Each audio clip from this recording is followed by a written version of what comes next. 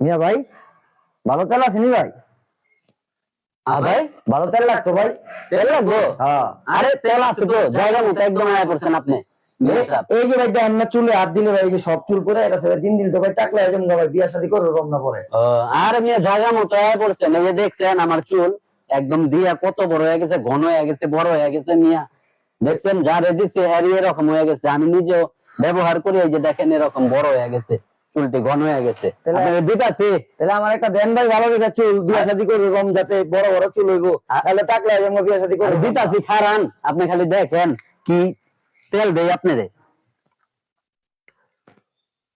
এই যে মিয়া ভাই দেখেন তেল, এই তেলটা দিবেন, একদম আপনার চুল ঘন হইব, চুল পড়া বদ্ধ হইব, চুল লম্বা হইব, এই যে আমার মতো হইব, বুঝছেন?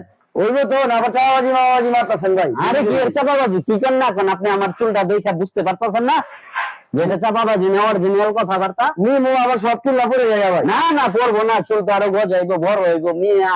আপনি বলে কই যামু কইতে আহেন, এই যে দেখেন না প্র্যাকটিক্যালি দেখতাছেন চুল বড় হইছে, ঘন হইছে আমার।